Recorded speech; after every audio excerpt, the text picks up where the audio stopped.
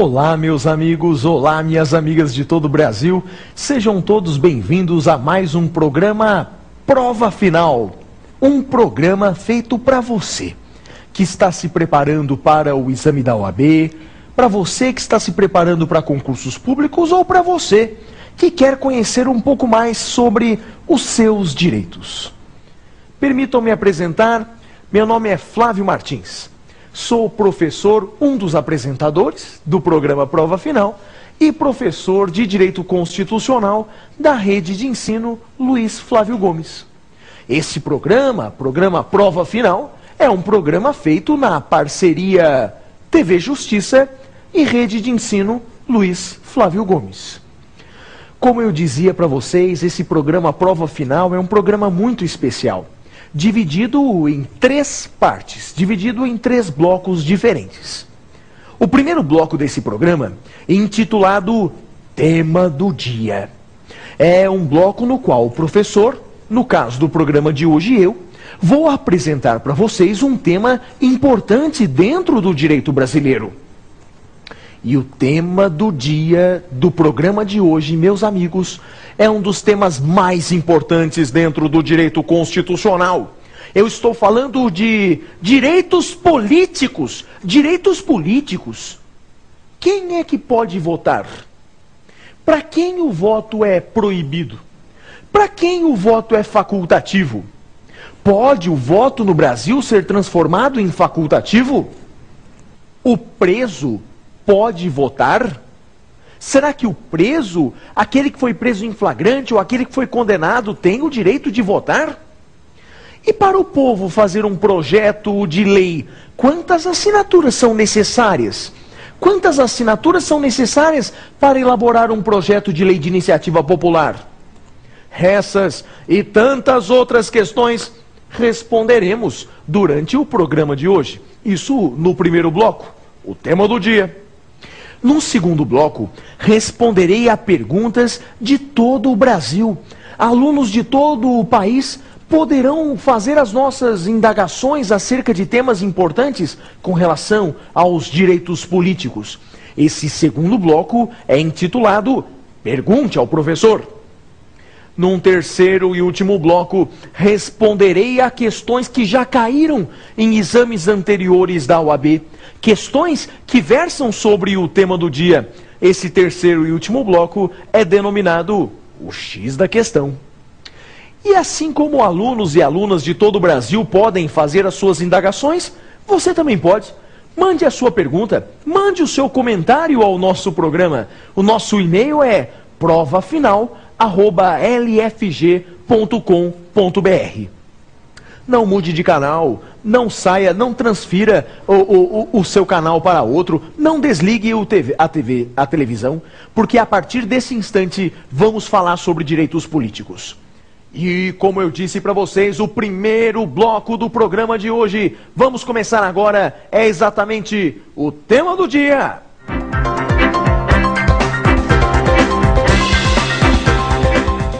Pois bem, meus amigos, aqui estamos então no primeiro bloco do programa de hoje, o bloco intitulado O Tema do Dia. E o tema do dia do programa de hoje é exatamente direitos políticos. Vamos estudar esse tema que é um dos mais importantes do direito constitucional. A primeira pergunta que eu lhes faço é a seguinte: o que são direitos políticos, hein? O que são direitos políticos? Eu lhes respondo. Direitos políticos são todos aqueles direitos destinados a concretizar a soberania popular. Isso mesmo. Todos os direitos destinados a concretizar a soberania popular. Soberania popular que nós encontramos no artigo 1º, parágrafo único da Constituição. O artigo 1º, parágrafo único da Constituição, diz que todo poder emana do povo. Mas como o povo exerce esse poder? Através dos direitos políticos. Direitos políticos que nós encontramos lá no artigo 14 da Constituição Federal, a partir do artigo 14 da Constituição Federal. Quais são esses meios? Quais são esses instrumentos através do qual o povo operacionaliza exatamente a sua soberania popular. Há vários instrumentos que podemos chamar de direitos políticos. Primeiro instrumento importante, meus amigos, é o que nós chamamos de plebiscito e referendo. Plebiscito e referendo. Existem no Brasil plebiscitos, referendos, eles podem ser convocados no Brasil? Podem. Ambos estão previstos na Constituição Federal. Ambos estão previstos no artigo 49. Sabia?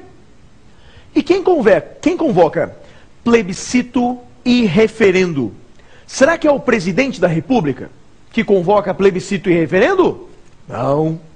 Quem convoca plebiscito e referendo é o Congresso Nacional, nos termos do artigo 49, inciso 15 da Constituição Federal. Portanto, é o Congresso quem convoca plebiscito ou quem autoriza a realização de referendo. Não é o presidente, é o Congresso Nacional. E quando, hein? Quando o Congresso Nacional convocará plebiscito, convocará referendo? Quando o Congresso faz isso? Quando quiser. Quando o Congresso quiser, ele poderá fazer isso. Aliás, o Congresso brasileiro fez isso não faz muito tempo com relação à lei da arma de fogo. Lembra disso? O Congresso decidiu perguntar ao povo brasileiro o que o povo achava sobre a proibição ou não da venda de arma de fogo no Brasil. Portanto, meus amigos, quem convoca plebiscito, quem autoriza referendo, é o Congresso Nacional. E o Congresso fará isso quando ele quiser, quando ele achar conveniente. Não há previsão constitucional para que o presidente convoque plebiscito ou referendo, como acontece em outros países. Essa convocação do plebiscito, do referendo, se dá através de qual instrumento, hein? Se dá através de qual mecanismo? Eu explico para vocês. Isso se dá através de um decreto legislativo.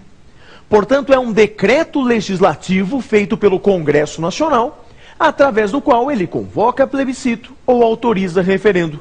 Decreto legislativo é a resposta. Esse decreto legislativo, ele só pode ser editado mediante proposta de 1/3 de parlamentares. Então é um decreto legislativo que convoca plebiscito ou referendo, e o projeto desse decreto legislativo deve contar com a assinatura de pelo menos 1/3 de parlamentares. Pode ser 1/3 de deputados ou pode ser 1/3 de senadores. E aí vem a pergunta mais importante. Qual exatamente a diferença entre plebiscito e referendo? Qual a diferença? O que diferencia no Brasil plebiscito e referendo? Eu explico a vocês. A diferença entre plebiscito e referendo é o momento da consulta. O momento em que ele é feito. Eu explico melhor. No plebiscito, primeiro pergunta alguma coisa para o povo, para depois fazer a lei, ou o ato administrativo. Então lembre-se, no plebiscito é assim, primeiro pergunta, depois faz a lei. Aconteceu no Brasil na década de 90, quando perguntaram para o povo se ele queria presidencialismo ou parlamentarismo, se ele queria república ou monarquia, foi feito um plebiscito. Naquele plebiscito, o povo brasileiro preferiu ficar onde estava. Preferiu ficar no presidencialismo e ficar na república. Mas você já pensou se a resposta fosse diferente? Você já pensou se o povo brasileiro optasse pela monarquia? Teremos que refazer todas as leis? Teremos que refazer a nossa Constituição para adequar o nosso país à monarquia. Então, meus amigos, esse é o plebiscito. Primeiro pergunta para o povo, depois faz a lei. E o referendo, hein? O que é o referendo? Bem, no referendo é diferente. No referendo, primeiro faz a lei, ou o ato administrativo, e depois pergunta para o povo. Portanto, primeiro faz a lei ou o ato administrativo e depois pergunta para o povo.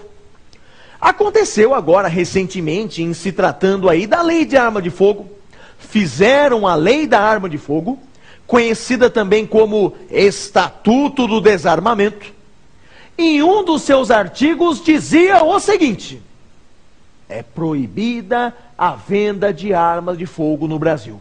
É proibida a venda de arma de fogo no Brasil. Mas esse artigo só entrará em vigor depois de aprovação em referendo popular. E foi feito, meus amigos, esse referendo popular. E você sabe o que o povo brasileiro disse? Não. Não queremos essa proibição. Queremos a venda de armas de fogo no Brasil. Então, de forma surpreendente, o povo brasileiro foi contrário àquele artigo do Estatuto do Desarmamento e, assim, votando, permitiu no Brasil o comércio de armas de fogo. Portanto, meus amigos, aí está. Plebiscito e referendo são duas manifestações dos direitos políticos. São formas através das quais o povo brasileiro manifesta a sua soberania popular. Mas não é só isso, não. Tem outros exemplos de direitos políticos no Brasil. Não é só o plebiscito, não é só o referendo. Outro exemplo de manifestação dos direitos políticos no Brasil é a iniciativa popular. O que é iniciativa popular, hein, meus amigos? É a possibilidade do povo fazer projetos de lei. O povo pode fazer projetos de lei, ou seja, um número mínimo de assinaturas, preenchido esse número mínimo de assinaturas, o povo pode fazer um projeto de lei. Mas quantas assinaturas? Quantas assinaturas são necessárias para que o povo faça um projeto de lei? Ah, meus amigos, isso depende. Depende da lei. Se é uma lei federal, se é uma lei estadual ou se é uma lei municipal.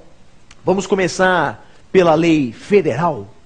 Quantas assinaturas do povo são necessárias para fazer um projeto de lei federal?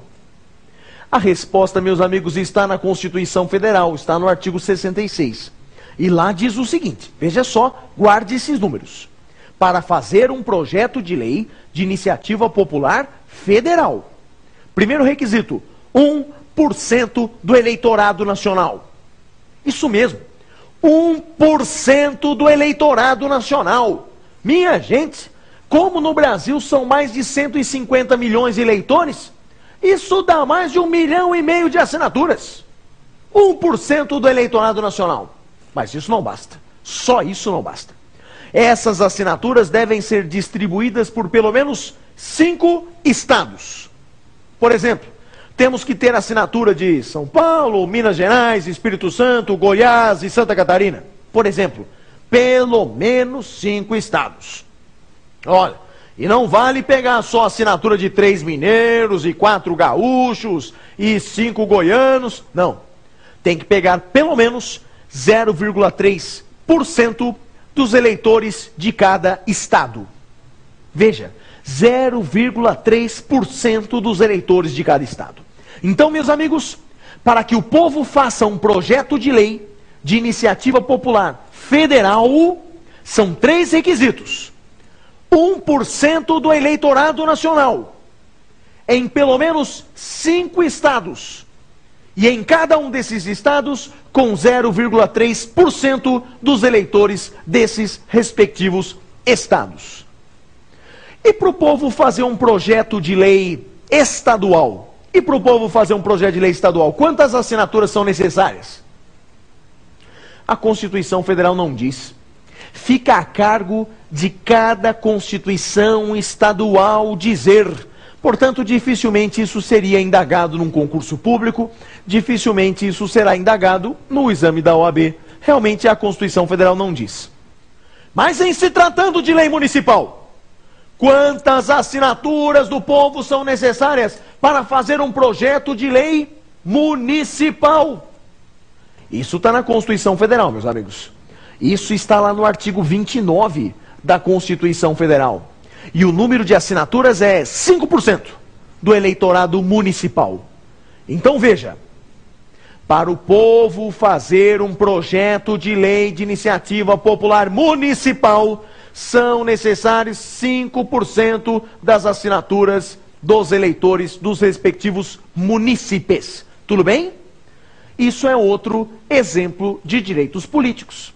Até agora falei para vocês do referendo, falei do plebiscito, acabo de falar da iniciativa popular. Mas sabe qual o exemplo mais importante de direitos políticos? Sabe qual é o exemplo? Qual é a espécie mais importante? É o chamado direito de sufragio. Direito de sufrágio. O que é isso? O que é direito de sufrágio? É fácil. Direito de sufrágio nada mais é do que o direito de votar e ser votado. Direito de votar e ser votado. Isso tem alguns nomes no direito constitucional. O direito de votar nós chamamos de alistabilidade. E o direito de ser votado nós chamamos de elegibilidade. Tudo bem? Alistabilidade, o direito de votar.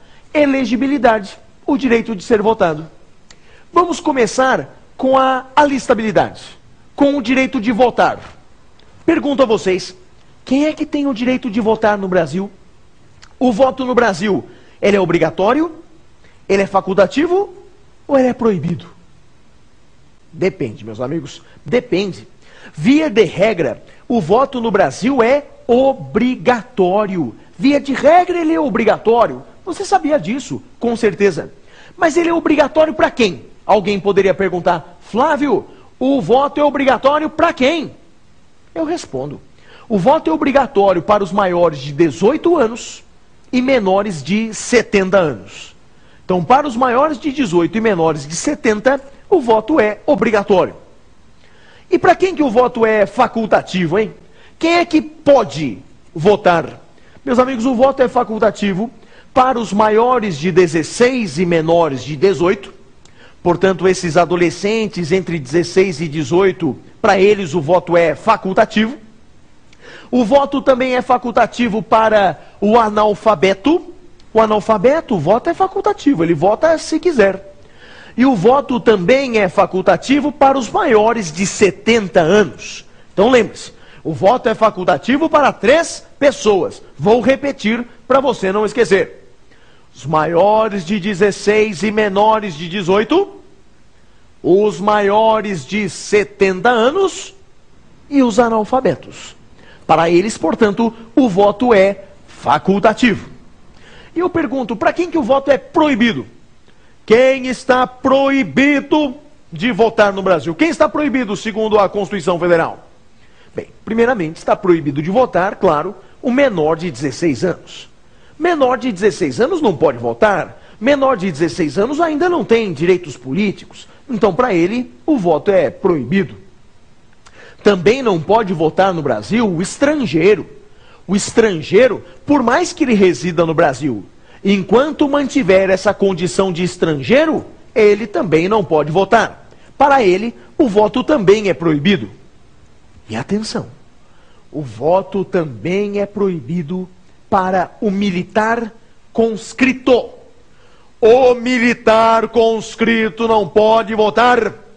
E alguém poderia perguntar, mas Flávio, militar o quê? Militar conscrito? O que é isso? Eu explico. Militar conscrito, meus amigos, é aquele militar que está durante o serviço militar obrigatório. Por expressa previsão constitucional, o militar conscrito, durante o serviço militar obrigatório, está proibido de votar. Tudo bem, minha gente? Então veja que o voto no Brasil ele pode ser obrigatório para a maioria das pessoas, pode ser facultativo para alguns e pode ser proibido para outros. Tudo bem? Tranquilo? Quais são as características do voto no Brasil? Quais são as características do voto? As características mais importantes são aquelas previstas no artigo 60, parágrafo 4º da Constituição. Artigo 60, parágrafo 4º, que traz as chamadas cláusulas pétreas. Aquelas matérias que não podem ser suprimidas do texto constitucional. E quais são essas cláusulas pétreas relacionadas ao voto? Eu digo para vocês, são 4 características do voto. Muita atenção. O voto direto, o voto secreto, o voto universal e o voto periódico. Então, meus amigos, essas 4 características não podem ser suprimidas da Constituição. Explico para vocês. Voto direto é aquele em que o povo tem o direito de escolher o seu representante sem intermediários. Ninguém está entre o eleitor e o eleito. O povo tem o direito, então, de escolher sem representantes, sem intermediários, o povo pode escolher o seu representante. Voto secreto é óbvio, é o voto sigiloso. Ninguém sabe em quem o eleitor votou, a não ser, claro, que ele revele o seu voto. Então veja, voto direto, voto secreto, voto universal. O que significa isso? Significa que todos têm o direito de votar. Homens, mulheres, ricos, pobres, doutores, analfabetos, todos têm o direito de votar.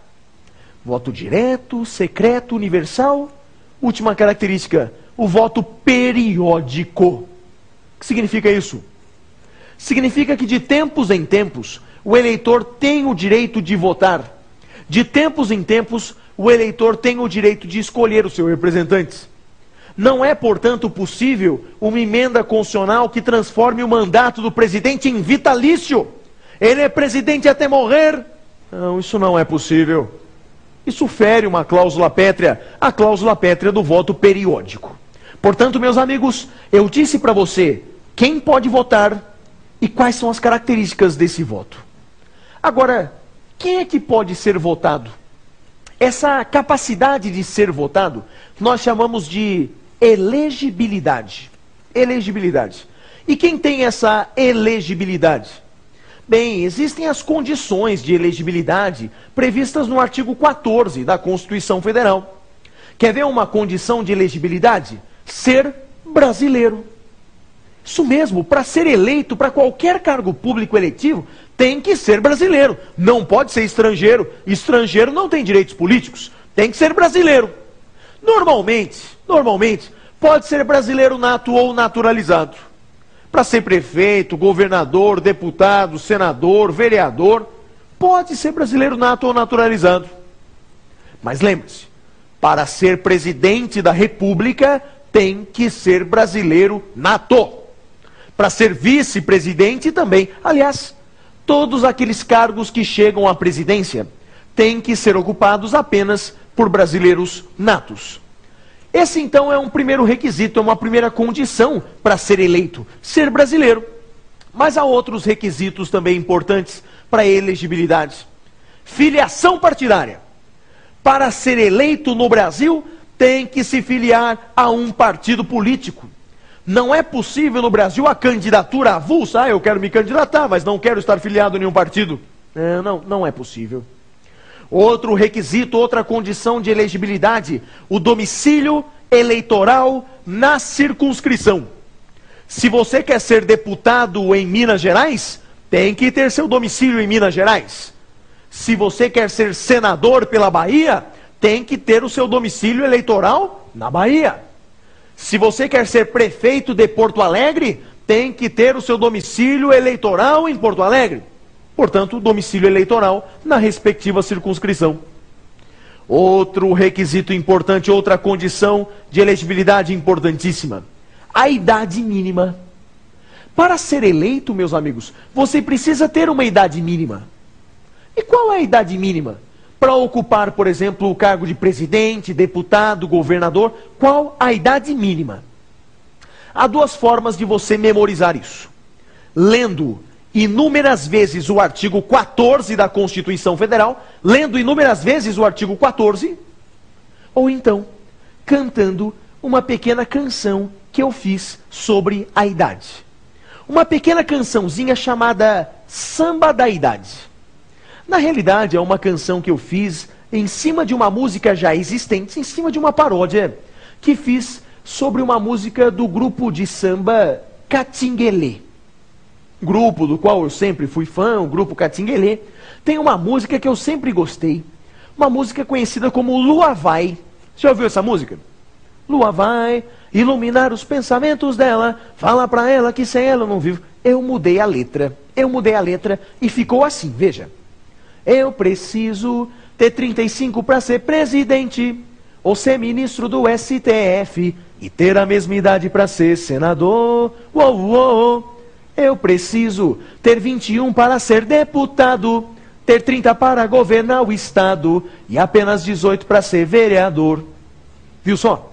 Então, cantarolando, você pode também memorizar as idades mínimas para ser prefeito, presidente, governador, deputado, vereador e assim por diante. Meus amigos, esse foi então o nosso tema do dia. Se você tem alguma dúvida sobre esse tema, não titubeie. Mande o e-mail aqui para a nossa central. Mande o e-mail para nós. O nosso e-mail é provafinal@lfg.com.br. E assim, meus amigos, fim do nosso primeiro bloco, vamos ao nosso segundo bloco. Um bloco no qual responderei perguntas dos alunos de todo o Brasil. Meu bloco preferido. Você também pode dele participar, mande suas perguntas. Vamos então ver o que os nossos alunos e alunas de todo o Brasil têm a perguntar? Vamos então ao segundo bloco. Pergunte ao professor.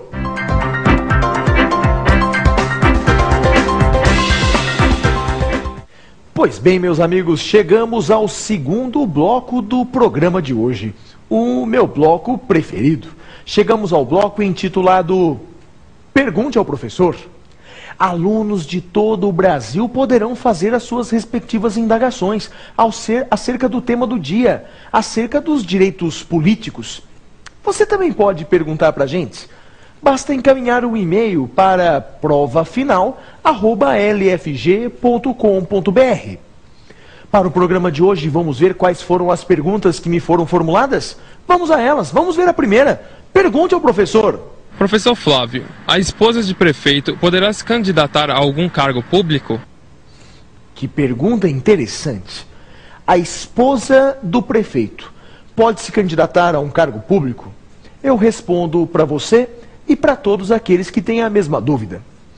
Olha, meus queridos amigos, assim como a Constituição Federal no artigo 14 prevê as condições de elegibilidade, as condições para ser eleito, para ser votado, o mesmo artigo 14 também prevê algumas hipóteses de inelegibilidade. E uma das hipóteses de inelegibilidade é a inelegibilidade em razão do parentesco. Atenção!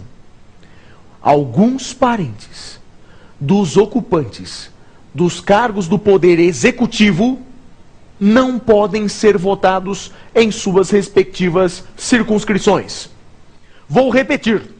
Preste muita atenção. Alguns parentes dos ocupantes dos cargos do poder executivo, que são presidente, governador e prefeito, não poderão se candidatar nas respectivas circunscrições. Dessa forma, a esposa do prefeito não poderá se candidatar a nenhum cargo público dentro daquele município. Ou seja, ela não pode se candidatar nem a vereadora, nem a prefeita naquele município. Mas fora daquele município, é claro que sim, que ela pode se candidatar. Ela pode se candidatar a deputada, governadora, presidente, a senadora. Ela não poderá se candidatar dentro da circunscrição do município em que o seu marido é prefeito. Quem determina isso é o artigo 14 da Constituição Federal. Boa pergunta essa, não? Vamos ver a segunda pergunta que nos foi feita e que nos foi encaminhada? Vamos a ela. Pergunte ao professor. Professor Flávio, o voto obrigatório é cláusula pétrea? Que pergunta importante essa. O voto obrigatório é cláusula pétrea? Quando eu falei de cláusulas pétreas aqui, quando eu falei do voto, eu disse que o voto é cláusula pétrea em 4 situações. Você lembra? Voto direto, voto secreto, voto universal e voto periódico. Eu não falei nada sobre o voto obrigatório sendo cláusula pétrea. E aí, o que você acha? Pode o voto no Brasil ser transformado de obrigatório para facultativo? Pode ou não pode? Pode, meus amigos. O voto obrigatório não é cláusula pétrea. O voto no Brasil, ele pode sim ser transformado em voto facultativo. É claro que para isso seria necessária uma emenda constitucional. Ou seja, bastaria então fazer uma emenda constitucional, uma emenda na Constituição de 88, e aí sim Com essa emenda constitucional, poderíamos transformar o voto de obrigatório para facultativo. Mas lembre-se que para algumas pessoas o voto já é facultativo. Você lembra? Aquelas 3 pessoas para as quais o voto já é facultativo? Eu vou lembrar vocês, vou lembrar. Primeira pessoa para a qual o voto é facultativo: para os maiores de 16 e menores de 18. Para os analfabetos. O analfabeto, ele pode votar se quiser, o voto é facultativo. E os maiores de 70 anos. Para essas 3 pessoas, o voto já é facultativo. Tudo bem? Vamos à próxima pergunta que nos foi feita? Vamos ver o que os alunos têm a perguntar. Pergunte ao professor. Professor Flávio, em que momento se verificam as condições de elegibilidade? Essa pergunta, meus amigos, que parece ser simples, ela é bastante complexa. Eu disse para vocês sobre algumas das condições de elegibilidade. Se lembra disso? Condições de elegibilidade são aquelas condições exigidas para ser votado, para ser eleito. Então, por exemplo, uma condição de elegibilidade, a idade mínima. Outra condição de elegibilidade, a filiação partidária. Outra condição de elegibilidade, o fato de ser brasileiro. Outra condição de elegibilidade, ter seu domicílio na respectiva circunscrição. Ou seja, vimos as condições de elegibilidade. Mas o que o aluno perguntou é: qual é o momento em que nós devemos verificar essas condições? Será que é no momento do registro da candidatura? Será que é na data da eleição? Será que é na data da posse? Qual é o momento em que nós vamos verificar as condições de elegibilidade? E aí, meus amigos, preste muita atenção, porque teremos uma regra e uma exceção. Qual é a regra? Em qual momento nós, via de regra, vamos verificar as condições de elegibilidade? A regra, meus amigos, é o momento do registro da candidatura. Isso mesmo. No momento em que houver o registro da candidatura é que nós vamos verificar se as condições de elegibilidade estão presentes ou não. Então, no momento do registro da candidatura. Mas tem uma exceção, como eu falei para vocês. Sabe qual é a exceção? A idade mínima. Meus amigos, segundo o Supremo Tribunal Federal, a verificação da idade mínima deve acontecer na data da posse. Na data da posse. E não na data do registro da candidatura, é a data da posse. Sabe o que aconteceu no Brasil por causa disso? Na última eleição, tivemos alguns vereadores eleitos com 17 anos de idade. Flávio, como assim? 17 anos e foi eleito vereador? Como isso se justifica? Eu explico. É que esses rapazes, esses jovens eleitos vereadores no Brasil, eles completariam os 18 anos antes da posse. E aí é possível, meus amigos. Então, em resumo, as condições de elegibilidade são verificadas no momento do registro da candidatura. Mas quanto à idade, essa é verificada no momento da posse.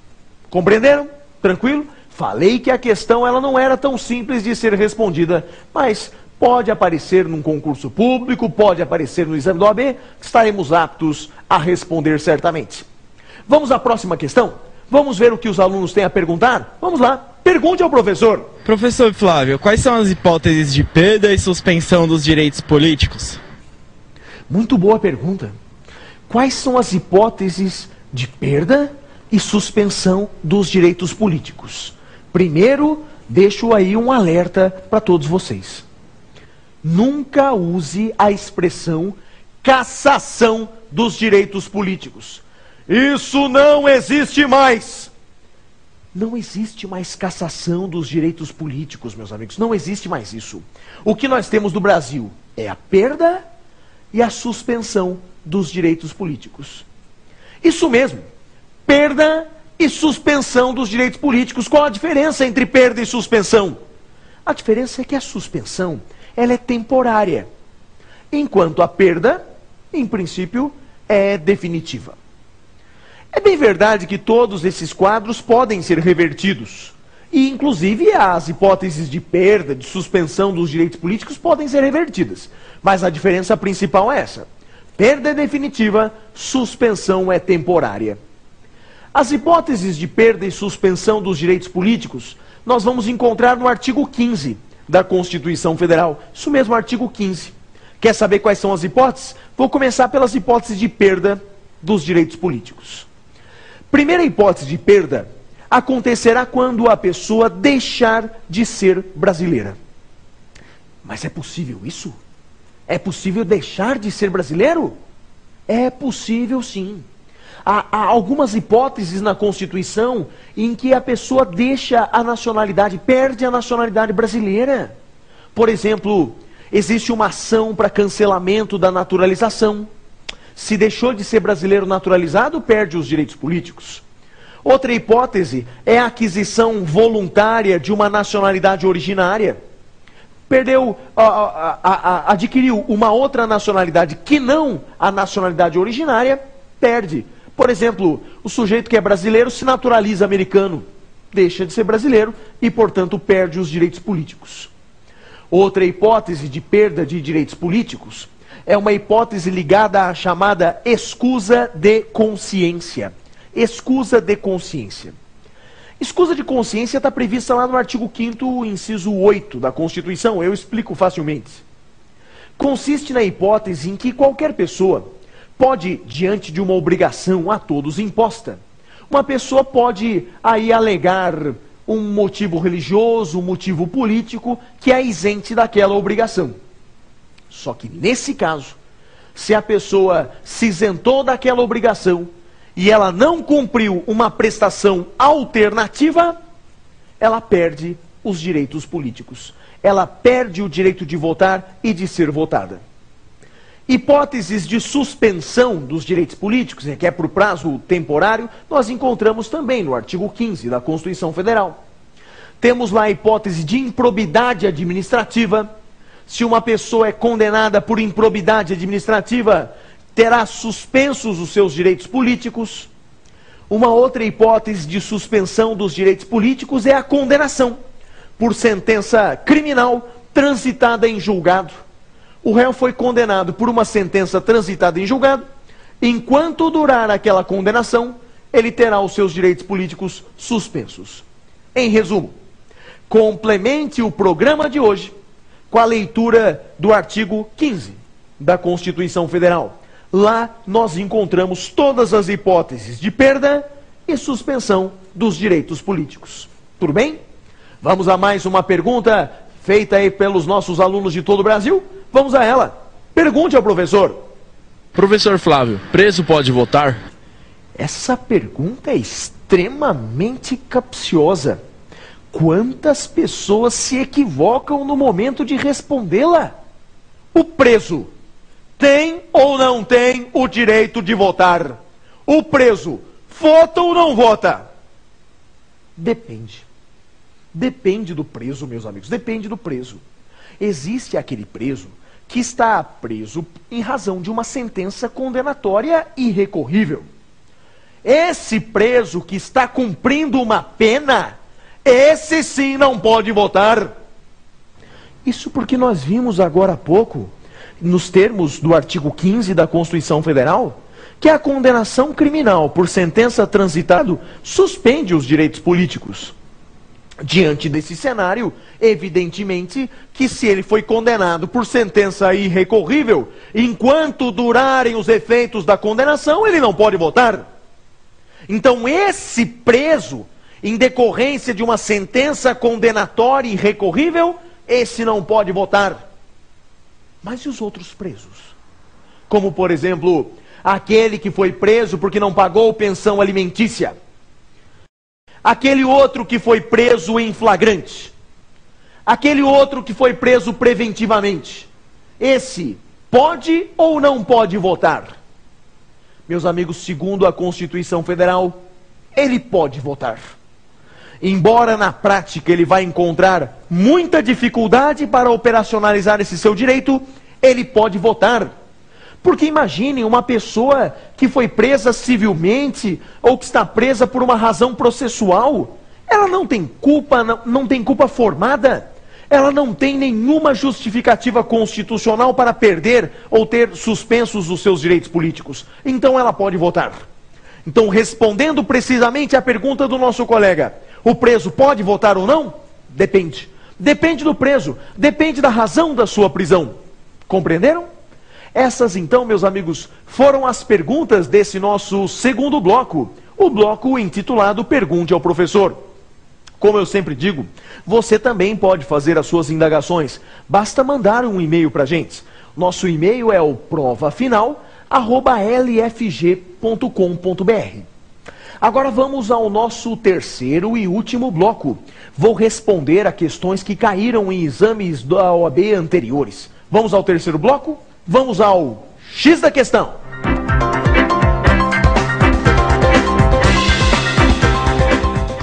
Muito bem, meus amigos, chegamos então ao terceiro e último bloco desse programa.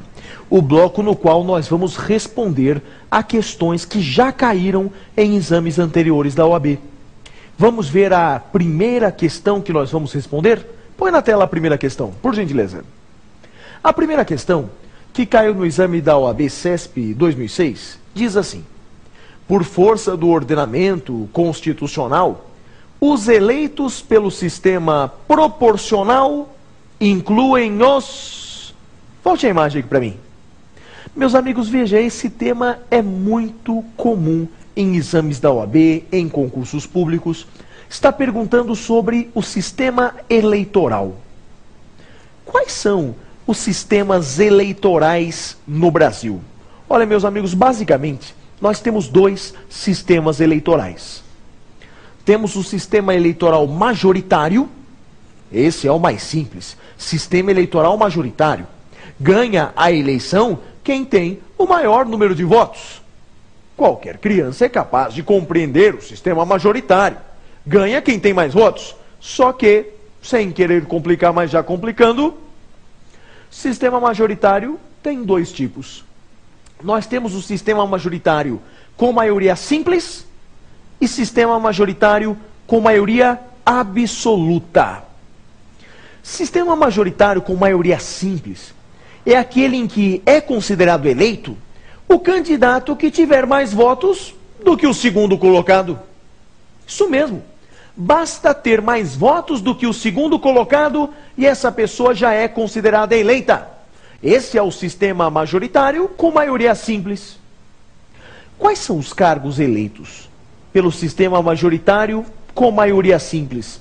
É fácil, eu digo para vocês. Primeiro cargo eleito pelo sistema majoritário com maioria simples é o cargo de senador. Senador, para ser eleito, basta ter mais votos do que o segundo colocado. Sistema majoritário com maioria simples. Outro caso é o caso do prefeito.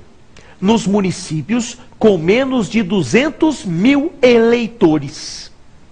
Nesses municípios pequenos, para ser eleito prefeito, basta ter mais votos do que o segundo colocado. Esse, então, é o sistema majoritário com maioria simples. Sistema majoritário com maioria absoluta é aquele que exige o segundo turno. Você conhece, né? O segundo turno das eleições. Todos os cargos que exigem esse segundo turno são eleitos pelo sistema majoritário com maioria absoluta. Quais são esses cargos, hein? Nós temos o cargo de presidente da República, tem segundo turno, então precisa de mais da metade dos votos válidos. Governador de estado e governador do DF precisa do segundo turno na maioria das vezes, ou seja, exige maioria absoluta. E o prefeito, nos municípios com mais de 200 mil eleitores. Então guarde isso. Sistema majoritário com maioria absoluta acontece em 3 casos: presidente da República, governador do estado ou do DF e prefeito, nos municípios com mais de 200 mil eleitores. Esse é o sistema majoritário. E o sistema proporcional, que foi perguntado aqui nesse exame da OAB, o que é o sistema proporcional? E, gente, sistema proporcional é aquele em que é mais importante do que o voto no candidato, é o voto no partido político e na sua respectiva coligação. É isso mesmo, é diferente. O que importa não é tanto a votação naquele candidato. O que importa mais é o voto dado em seu partido político e nos candidatos daquela coligação. E quais são os cargos no Brasil eleitos pelo sistema proporcional, hein, minha gente? Quais são os cargos? Vou dar uma dica para vocês. Sabe quais são os cargos? A dica para guardar é o seguinte: todo o poder legislativo, exceto senador. Todo o poder legislativo. Então, deputado estadual, deputado federal, deputado distrital, vereador, todo o poder legislativo, exceto o senador. Quer ver que com essa dica dá para a gente matar aquela questão? Põe na tela para nós, por gentileza, a questão. Vamos resolver. A questão diz: por força do ordenamento constitucional, os eleitos pelo sistema proporcional incluem os... Vou começar de baixo para cima. Veja comigo a letra D. Presidente do STF. Essa alternativa, pode voltar a imagem para mim. Essa alternativa de letra D é absolutamente errada. Presidente do STF, ele não é eleito pelo voto popular, minha gente. Presidente do STF é nomeado pelo presidente da República, o ministro do STF é nomeado pelo presidente. Não tem nada, então, a ver com eleição pelo sistema majoritário proporcional. Descarta a letra D. Vamos ver a letra C. Vamos ver se a letra C está correta. Põe na tela para nós. A letra C diz: senadores da República. Meus amigos, será que o senador é eleito pelo sistema proporcional? Vimos isso agora, né? Então sabemos que a letra C está errada. Absolutamente errada. Senador é eleito pelo sistema majoritário. Para ser eleito senador, basta ter mais votos que o segundo colocado. Então pode descartar também essa letra C. Vamos ver a letra B de bola? Põe na tela a letra B de bola. Letra B diz: prefeitos de municípios com menos de 200 mil eleitores.